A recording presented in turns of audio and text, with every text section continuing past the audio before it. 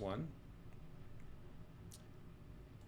So in the last section, we talked about using market analysis as a predictor. And the question that we left with was, which analysis approach offers you consistent predictive edge? And it's my conviction. So, conviction doesn't mean that this is, the sum total of all knowledge and wisdom.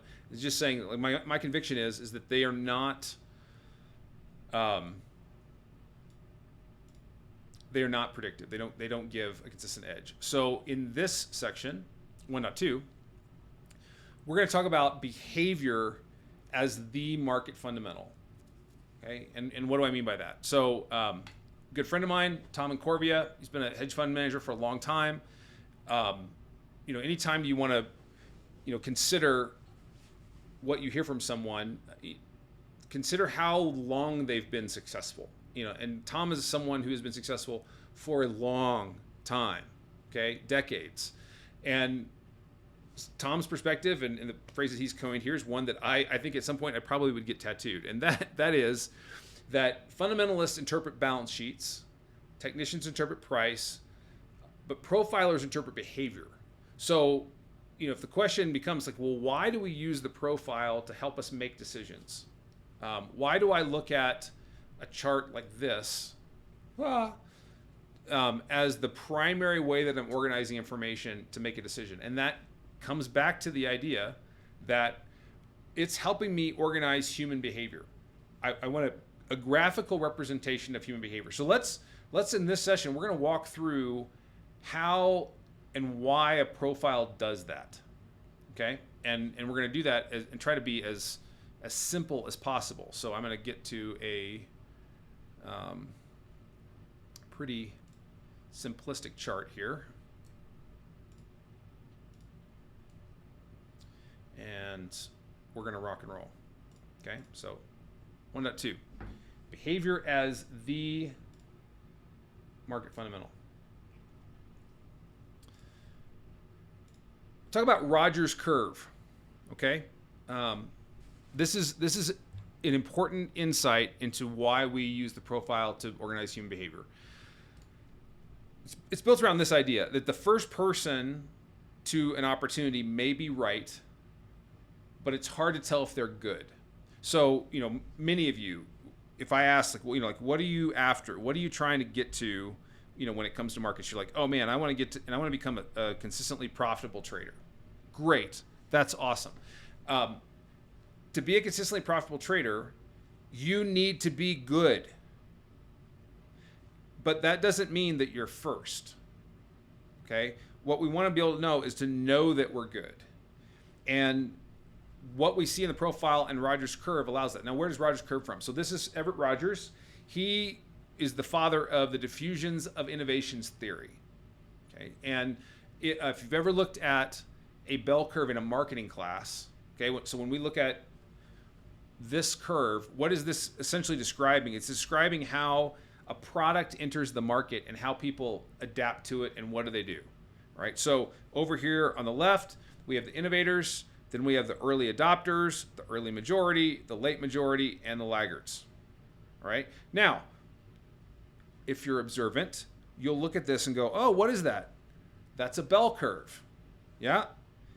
When I go look at a profile, what is that? Oh, wait, that's a bell curve. Look at this weekly profile. What is that? There's a bell curve there. Oh, wow, that's insightful. Is there something about this that's related? And I would argue yes. So when we look at this curve and we think about market opportunities and market participants, a lot of people want to come to markets and try to be like the person who buys the top and buys the bottom. And if you've been around markets for any period of time, what will someone tell you? Like, it's ridiculously challenging to do that. Why? Because you have the least amount of information. So when you're the innovator, that's the innovator. The person who sticks their neck out, tries to catch the falling knife, they try to call tops. They're most often wrong. Why are they most often wrong? They're most often wrong because they don't have information to lean on. They could be right, but you don't know. It's exceedingly stressful at that spot. Okay? So how would I approach that as a trader? Don't be that guy. I don't need to be first to decide that I got to jump in. I don't have to try to like catch every bit. I can make it. There's a trade-off that we can go toward, and the trade-off is, am I willing to basically give up a little bit of excursion for higher probability? Okay, that's the trade-off. Will I give, okay, yeah, maybe I missed 15 points or 25 points in this, but now my probability of success is much higher. This is where we go. We go towards the probability, because again, if the objective is I want to be a consistently profitable trader, I'm going to go towards the probability, and I'm going to give up. So what do I have to give up? I have to give up this desire that I have to be first, and then I have to like catch the move right when it starts. We don't have to do that. We can observe and see if the move sticks, and then we can join it, right? And the reality of this curve means that I don't have to be the first guy. Instead, I'm looking for an area that is something that we'll call the chasm. Okay, so let's dive into this a little bit more. First, how do we like think like Roger? So one, if I'm first, how do I know if I'm right, not just lucky? One question is if everyone can see the trend, how much is left? So, who's the laggard? Who's late, right? That is the person who is, can see that the trend is fully developed. Okay, we don't want to be that person. The question for us is, where can I have enough information to have confidence in the opportunity and not be too early nor too late? So, from my perspective, the most predictive and consistent opportunity exists between the early adopter and the early majority. So like, where is that? Right? That's here. Now, if we think about this like a whole move, it's still early. But I've seen what? I've seen the early person stick their neck out. I've seen some additional participants start to go that way and firm it up. Now I'm going to stick my toe in. Am I late on this opportunity? No, because I still haven't seen most of the early majority. I haven't seen the late majority, and I haven't seen the laggard. Who's the laggard? The laggard is the person that can clearly see the trend.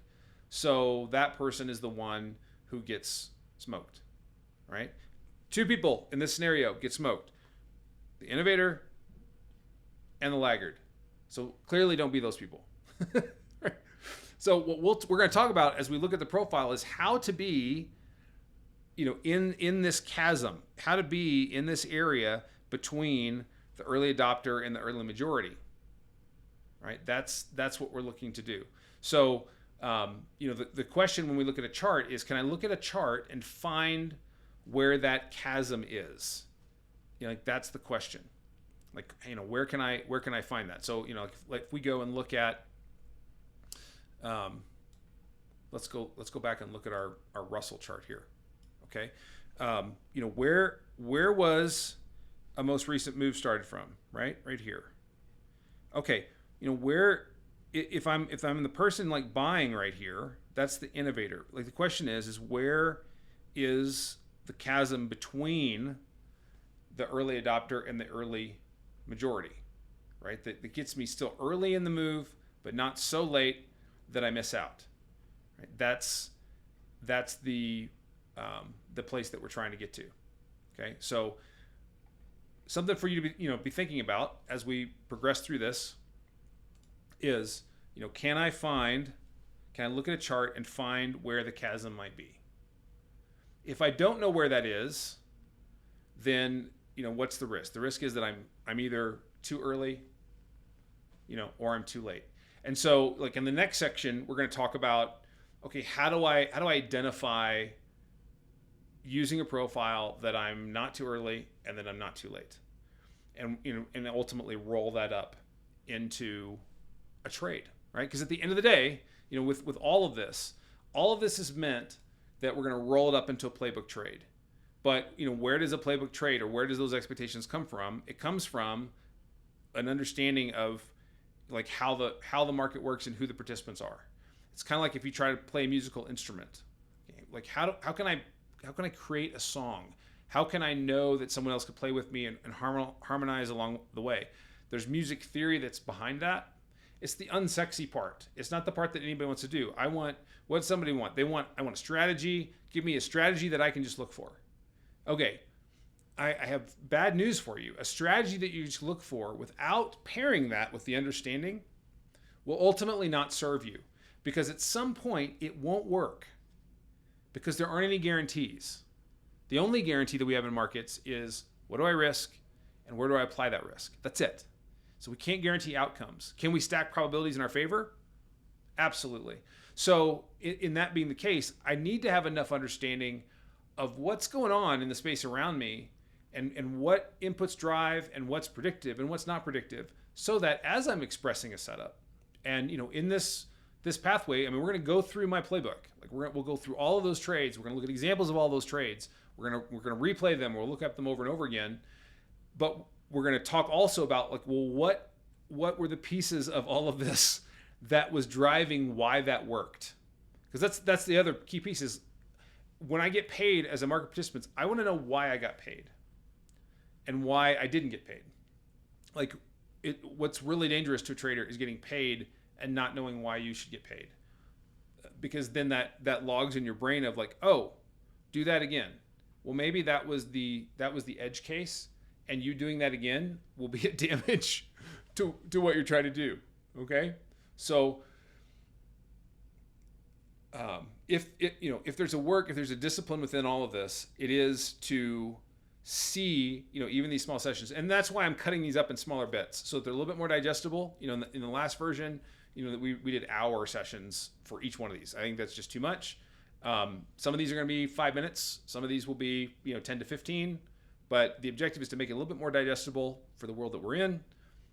And as we're working through these playbook trades, you get a chance to know what's driving that. Why does that work?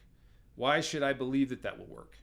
Right? Because if I don't believe that it will work, and I don't have confidence in it, then I can't have the competence to be a consistently profitable trader, right? Like all of the emotions and the psychological struggles that people have, like, most often for a developing trader, that comes from just a lack of understanding.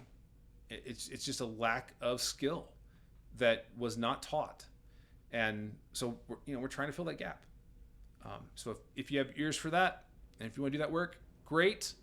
We have a ton of things to go over. so buckle up, and as we do these over the next several weeks, we got a lot of work. I think this is going to take us a bit to get through, but if you're up for it, it's a framework that you can use the rest of your life. So I hope that's helpful for you.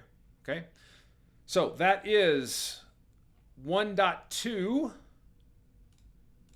behavior as the market fundamental. It is the fundamental that we can trust. It's the fundamental that we can lean on, is how humans behave. That's the one. That's the summation of this. That explains why things work out in one scenario and don't, in one market cycle and another. The one constant is human behavior, and the reason that we use a profile is it just maps human behavior. So if we can do that, we get some good insight. All right.